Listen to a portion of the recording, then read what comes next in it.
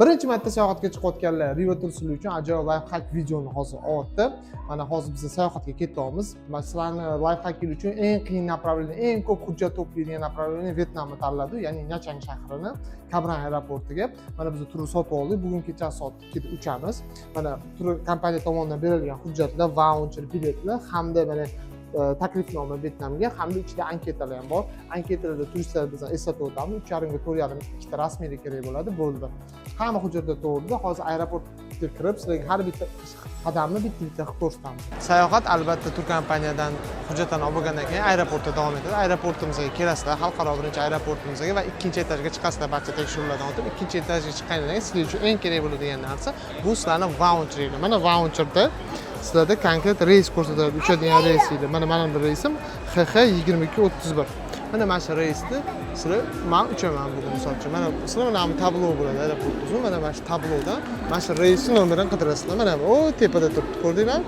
Cam Ranh mana qanot charx bilan XX2231. 7-9 registratsion oynalar. Mana bu yerda ko'rasizlarmi? Registratsion oynalar bor. 01, 02, 03, 04. Mana mashina 07 bilan shu 09 orasida men registratsiyadan o'taman. Hozir u jarayonni ham ko'rsatamiz. Bizning 7-chi, 8-chi, 9-chi oynamiz registratsiyamiz mana shu yerda bo'ldi. O'chirib ko'rasizlarmi? Shuning uchun biz sizlarga aytamiz, aeroportga 3 soat oldin kelinglar. Men o'zim 3 soat oldin kelganimda mana shuncha o'chirdim. Bundan ham vohlik kelishga iloji boricha. Hozir biz Vyetnamga ketamiz. Registratura oynasiga kiramiz. Registratura oynasida video olish mumkin emas, shuning uchun hozirdan qo'yaman. Men bu registratsion oynaga kelganingizdan keyin sizlar aeroport xodimiga pasportlarni berishingiz kerak. Cho'tkoda bilan keyin qarang. Vyetnamdan kelgan maxsus taklifnoma hamda o'zimnikini ko'rsataman hozir. Bunaqa ikkita rasmli, bunaqa anketa to'ldirilganini berasiz. Biletlarni oldik. Ana endi aeroportda Jujufrisiga kiramiz. Sizlarga tushuntiradigan bo'lsam, mana bu qanot charxi bileti, mana ta'minotim bitta harf qolib ketgan, bu hech narsa qilmaydi. Toshkent, Nha reys mana nomeri XX2231, 7-iyul kuni. Mana ko'rdingmi? B8 bu gate raqami, mana hozir gate yozib qo'ygan, gate B8. Boarding nechida boshlanadi, gate ochiladi, ya'ni gate ochilish degani sizlarning shu samolyotga bo'lgan yo'l soat nechida ochilishi 01:10 turibdi. Seat mana o'rin qatori 10A turibdi. Mana samolyotga kirganda ham agar ruxsat berilsa olaman uni ham. 10A o'rniga borish. Mana yozib qo'ygan hamma dandalar.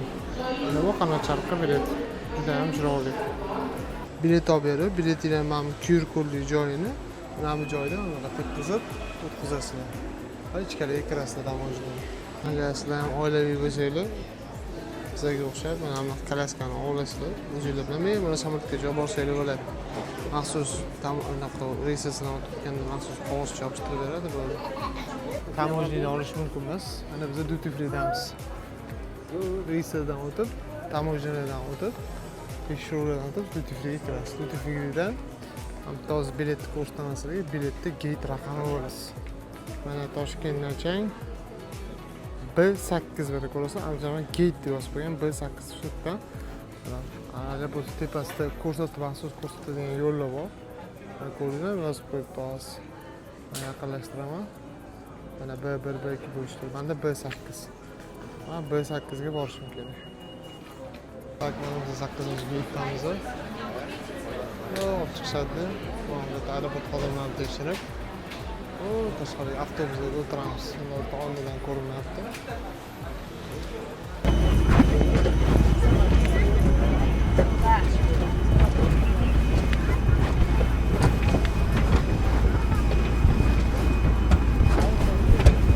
Samolyotda joylashib, joyimiz mana 10. Joyimiz mana 10 esiydi. Yomon xabar, samolyot orqasida monitoring olgan. Bola bilan sal qiyin bo'ladi. Mana chiroyli qilib ketamiz sabr bilan.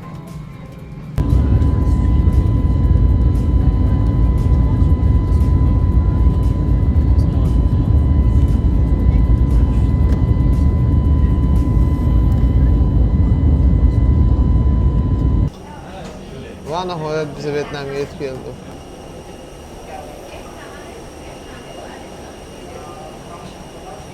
Samolyotdan tushib, любой aeroportda juda Arrival immigration bo'ladi, pasportni kontrol qilib turib yurasizlar.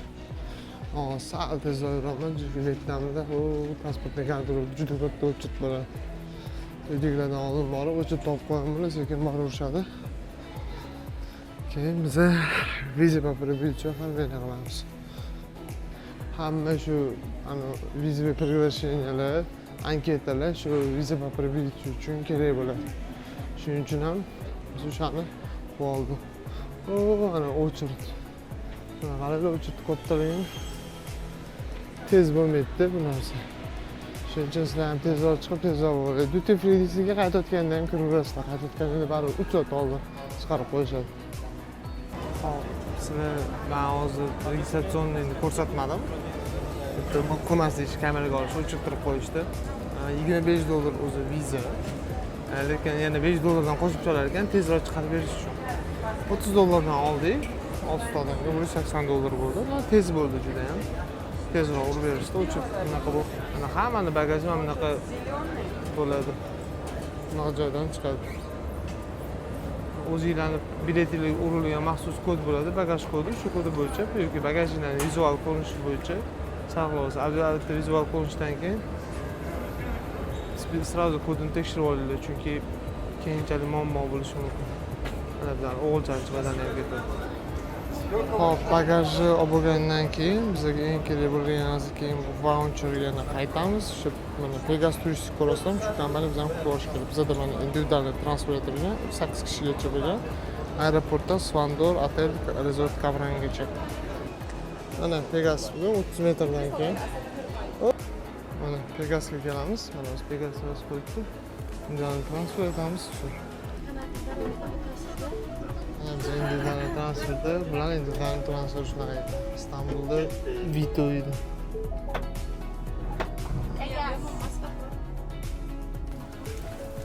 Ben gidip bo'laman. Sen git bo'lasan? Git bu. Oldin kelganda bu. Mana Svandor otelda reception. Mana biz keldik. Hozir reception kirib, mana turistik otelning vaucher shunday beramiz, bo'ldi, xonamizga joylashamiz. Registratsiya jarayoni Svandor otel.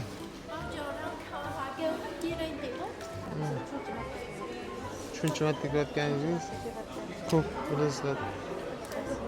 Mana ishga. Bu bilan eshik ochilardi.